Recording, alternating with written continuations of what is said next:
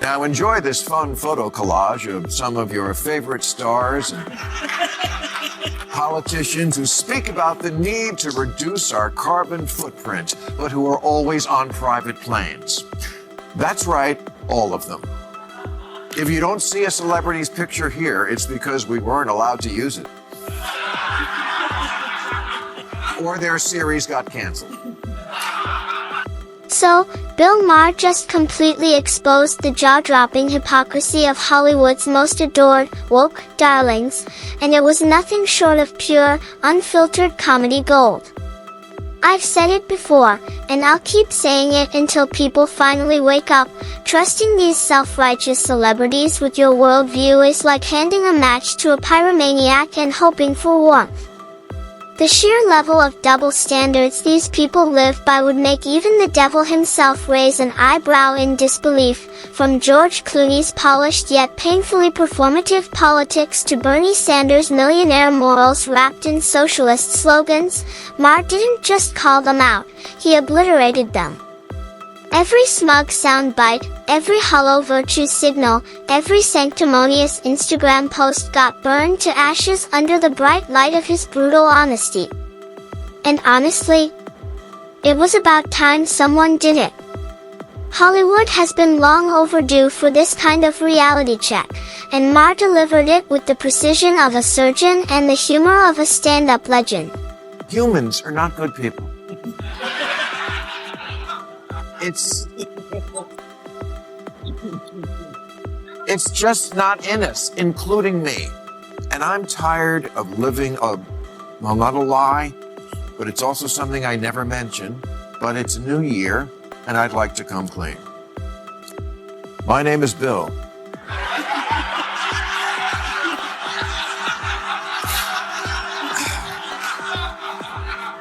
And I fly private.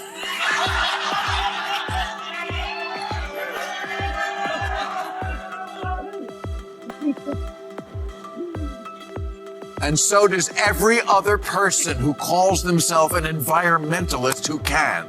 So, Maher kicked things off with a confession that caught everyone's attention. He openly admitted that he's a passionate advocate for saving the planet. He believes in sustainability, reducing emissions, all the usual talking points. But then, with that trademark smirk, he dropped the kicker: he still flies private.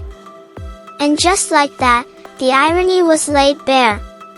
That right there is the kind of green hypocrisy that defines so many of Hollywood's loudest moral crusaders that it's almost poetic, isn't it? These self-righteous celebrities love to stand on their gilded soapboxes, wagging their fingers at ordinary people about carbon footprints, fossil fuels, and environmental responsibility, all while racking up more private jet miles than a presidential campaign in full swing. They've mastered the language of activism. They've got the slogans memorized, the buzzwords rehearsed, and the climate data at their fingertips, ready to quote on cue during red carpet interviews. The environmentalists of Hollywood and Washington do it. Their position on climate change is, we must do more to stop pouring carbon into the air, except for me when I want to go somewhere and then I take a private. And that right there is exactly why I don't take these people seriously, not for a second, beyond the roles they play on screen. Because let's be honest, that's all it is, performance. The same actors who can cry on cue in a movie somehow manage to do the same thing when the cameras are rolling for their Save the Planet campaigns. The difference? This time, the tears come with a multi-million-dollar paycheck and a brand partnership attached. Most of these so-called eco-warriors aren't driven by conviction, they're driven by contracts. It's not belief, it's branding. The green they care about most isn't the environment, it's the money. And even the few who insist they're doing it all out of the goodness of their hearts. Please. They're just polishing their public image, trying to appear enlightened, selfless, and socially conscious while living lifestyles that make oil executives look frugal, because let's face it, nothing says sacrifice for the planet like hopping between climate conferences on a fleet of private jets, retreating to mansions powered by more electricity than a small village, or cruising around in luxury cars that guzzle fuel faster than their PR teams can spin the narrative. They justify it all under the banner of raising awareness, but awareness doesn't offset hypocrisy. Turns out there is one thing in this world that is completely impossible to resist, and this is it. It's like heroin. If you do it once, you'll never stop. There are two kinds of people in the world, those who fly private and those who would if they could. What's really fascinating, or maybe just depressingly predictable, is that most of the celebrities MAHER roasted are the same ones who proudly wave the banner of moral virtue every election season. You know the type, the ones who can't wait to tell the world about their undying support for Kamala Harris, posting carefully staged selfies with campaign merch like it's a fashion statement. They're diehard Democrats, loyal to the brand, and always eager to remind you that saving the planet sits right at the top of the Democratic Party's policy checklist. For over 2 decades, we've listened to the same song and dance.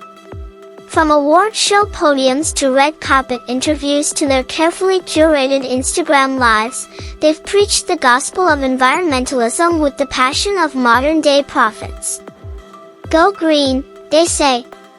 Reduce your footprint, they plead, all while being chauffeured to those very events in a convoy of luxury SUVs. And after 20 years of this non-stop preaching, what's actually changed? The sad truth. Almost nothing. The climate crisis hasn't improved. Global emissions haven't dropped. In fact, their own carbon footprints have ballooned right along with their egos. The reason? Because none of it was ever about real change. It's about performance. Optics. PR stunts that look righteous but achieve nothing. A third category, those who could but do not, does not exist. Except for Ed Begley and Greta Thunberg.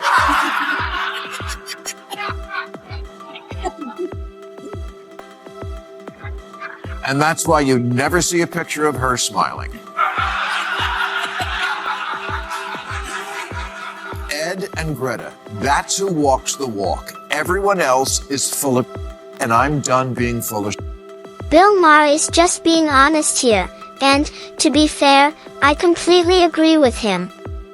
Let's be real, if any of us had the chance to fly private, we'd take it in a heartbeat. Who wouldn't? It's not some mysterious moral failure, it's convenience. It's comfort. It's freedom. Flying private means skipping the chaos that has turned commercial air travel into a modern-day endurance test. No snaking security lines, no crying babies in economy, no delayed boarding announcements that make you question your life choices, and definitely no soggy, flavorless in-flight meals that taste like they were microwaved by someone who hates joy. Commercial flying today is about survival, not experience. You endure it. You tolerate it. You count down the minutes until it's over. But flying private? That's a completely different universe. It's peace, it's privacy, it's space to breathe. You set your own schedule, you stretch your legs, you eat actual food, and for once, you enjoy the journey instead of just enduring it. So yes, I get it. And Maher's point isn't that flying private is some unforgivable sin. He's not condemning the luxury itself. What he's calling out is the hypocrisy, the moral posturing that comes with it. It's one thing to enjoy the perks of wealth and privilege, it's another to pretend you're somehow saving the planet while doing it. That's where the real issue lies, not in the act, but in the act of pretending. Because honesty, at least, is authentic. But pretending to be a savior while you're part of the same problem? That's just theater, and MAHER, as usual, isn't afraid to say it out loud. I can take being a bad environmentalist because almost all of us are, but I can't take being a hypocrite.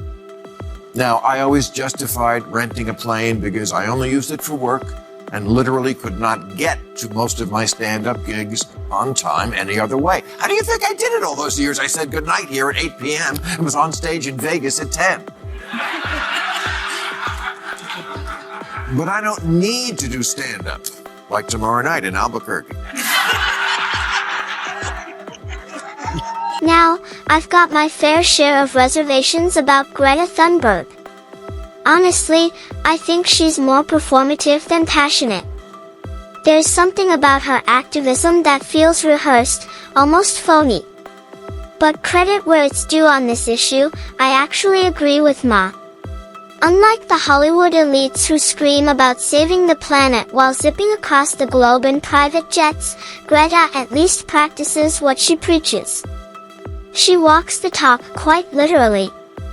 Whether she's taking a train or sailing across the Atlantic to avoid flying, she's consistent with her message, and that's something these eco-conscious celebrities can't say for themselves. She could easily afford the luxury of comfort and convenience, but she chooses the harder, more disciplined route. So, love her or hate her, at least Greta has the courage to live by the same environmental standards she expects from everyone else. Commercial. Why don't they? Ask anyone who tried to get home for Christmas last year. And don't tell me the younger generation is better. They're not. They're just poorer.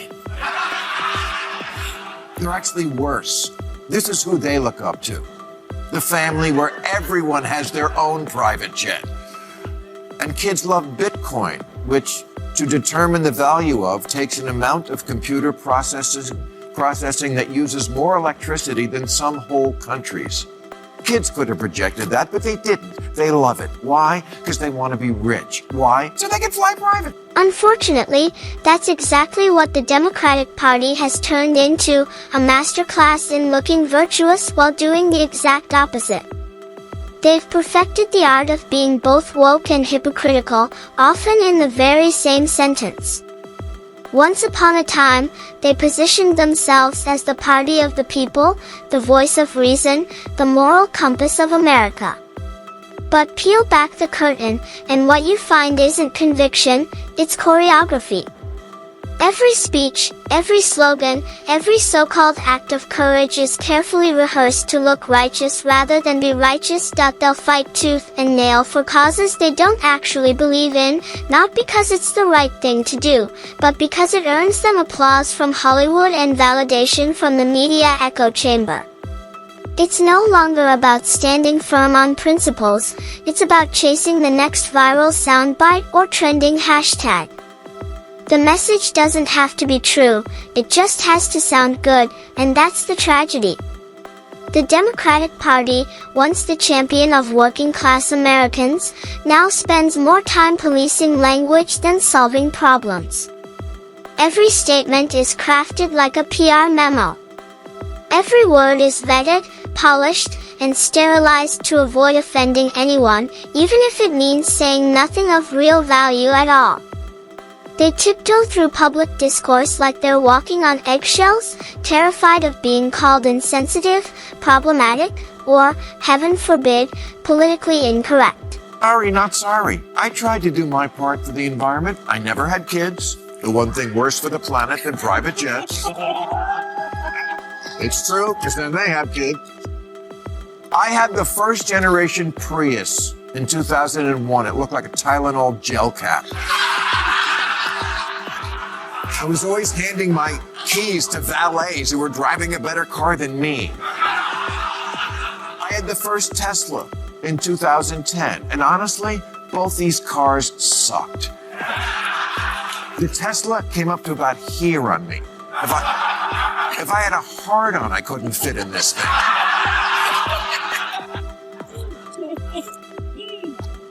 And let's be honest, outside of heads of state and a few world leaders who actually need the security and logistics of private travel, almost everyone else could easily fly commercial. There's no real excuse. But they don't. Why? Because commercial flying has become chaos. Just ask anyone who tried to get home for Christmas last year. Between the endless delays, lost luggage, and overbooked flights, commercial travel feels more like a survival challenge than transportation. Still, that doesn't justify the hypocrisy of lecturing the rest of us about carbon emissions while cruising around in luxury jets, and before anyone rushes to say, "Oh, but the younger generation is different," let's stop pretending. They're not better, they're just poorer. In fact, in some ways, they're even worse. This is the generation that worships the very same people who live in private jet luxury. They idolize the influencers and celebrity families who brag about everyone in their household having their own plane, as if that's some modern measure of success. No one can resist it. John Kerry is our climate czar, and he uses a private jet. People take jets to environmental conferences. If you could run TED Talks on hypocrisy, you wouldn't need coal. Maher then turned his sights on the younger generation within the Democratic Party, and let's just say, he didn't pull a single punch. He called out the irony of a generation that prides itself on being the most educated in history when it comes to environmental issues, yet somehow manages to repeat the exact same mistakes as the generations they claim to despise. These young Democrats have attended every climate summit, waved every placard, signed every digital petition, and filled their social media feeds with recycled slogans about saving the planet. But as Maher so hilariously, and accurately, pointed out, their so-called passion for environmental justice isn't necessarily born from deep moral conviction. It's born from circumstance. They care because, frankly, they're broke. It's easy to champion green living when you can't afford the luxuries that create the pollution in the first place. When you're sharing a studio apartment and biking to work because gas is too expensive, of course you're eco-friendly, not because you're enlightened, but because you have no other option. As Maher quipped, it's easy to be green when you can't afford a private jet or a mansion with 12 air conditioners blasting year-round. Both times I said to myself, okay, I'll take one for the team, because I have a platform, so I'll do the right thing, and then everybody will follow, people will... Nobody followed. In 2021, 80% of new vehicles weren't electric, weren't even hybrid. They weren't even cars. They were SUVs and trucks. That's what people want. In 1973, the share of global electricity generated by coal was 38%. You know what it was 46 years later in 2019 after all the talk and all the trying? 37%. You know what percentage of plastic gets recycled? 5%. Those blue bins that are everywhere, they're not full of bottles, they're full of Yep, Maher kept dropping truth bombs on the DNC that night, and this one landed like a direct hit. John Kerry, the man handpicked to serve as the United States presidential envoy for climate change, the face of America's fight against global warming, was caught flying on a private jet. And no, this wasn't some old photo from before his appointment. This was after he'd already taken the job. That's what makes it so much worse. You can't claim to be leading the global crusade against climate change while cruising through the clouds in a gas-guzzling luxury jet. It doesn't just undercut your message, it obliterates your credibility. Maher's point couldn't have been clearer. You cannot preach virtue while you're busy practicing vice. The hypocrisy is staggering, and it's hiding in plain sight. These are the same people who spend their days lecturing ordinary Americans about cutting back on emissions, driving smaller cars, turning off the lights, and eating less meat, all while living lives of unchecked extravagance that burn through more jet fuel in a single week than most families use in an entire year. It's not leadership, it's theater. It's hypocrisy dressed in designer suits and wrapped in political righteousness. They've turned climate activism into a luxury brand, one that looks noble on camera but reeks of contradiction behind the scenes. And MAHER, to his credit, said what most people have been thinking for years: it's not the message that's the problem, it's the messengers who keep breaking their own rules. In Trip 11. So, the rest of MAHER's rant morphed into this fascinating mix of self-awareness and self-congratulation, classic MAHER. He started patting himself on the back for doing his part to save the planet, proudly announcing that he drives a Tesla and genuinely hoping that others would follow his lead. You could almost hear the self-satisfaction in his tone. But to his credit, he didn't stop there, because, as he admitted with a smirk, most people didn't exactly jump on the electric bandwagon. In fact, many ran in the opposite direction. The more the public learned about electric cars, the more cracks began to show in that shiny, green revolution. Between the sky-high prices, the limited charging infrastructure, the painfully long recharge times, and the looming issue of toxic battery waste, not to mention the fact that most electricity still comes from fossil fuels, the irony practically writes itself.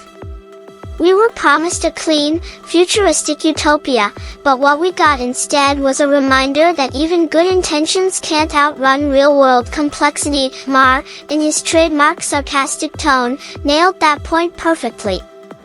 The green dream hasn't exactly become a movement, it's become a mirror. A reflection of how even the most well-meaning ideas can backfire when they collide with reality. Because at the end of the day, it's not just about buying a Tesla or planting a few trees, it's about being honest, something the climate conversation, and the people leading it, still seem to be struggling with. We're always on private planes. That's right, all of them. If you don't see a celebrity's picture here, it's because we weren't allowed to use it. Or their series got canceled. Humans really are a fascinating and frustrating species. We love to talk about doing good. We love to sound righteous. We love to act like we care.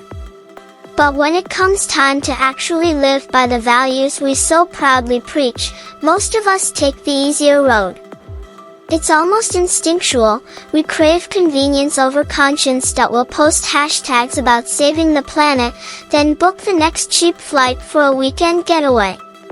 We'll condemn pollution on social media, then hop into our gas-guzzling SUVs to drive 3 blocks for coffee. We want to be seen as heroes without ever making the sacrifices heroes actually make. And that, right there, is why the global campaign against climate change isn't moving anywhere meaningful. It's not a lack of awareness, it's a lack of genuine will. Everyone wants change. But no one wants to change. Until that fundamental hypocrisy ends, all the climate summits, speeches, and celebrity slogans in the world will amount to little more than background noise, echoing across a planet that's slowly warming while we pretend to care. In the end, MAHER simply held up a mirror. And what stared back at us wasn't flattering. Hollywood, politicians, and activists alike, all preaching morality while living in contradiction. It's a truth most people don't want to confront. The fight against climate change isn't just about saving the Earth, it's about saving our own integrity. Until we start practicing what we preach, all we'll have are empty words, recycled promises, and the illusion of progress. And on that note, we draw the curtain on today's video. If you enjoyed this breakdown and want more content like this, hard truths, sharp insights, and unapologetic honesty, make sure to hit that like button, subscribe to the channel, and ring the bell so you don't miss the next one.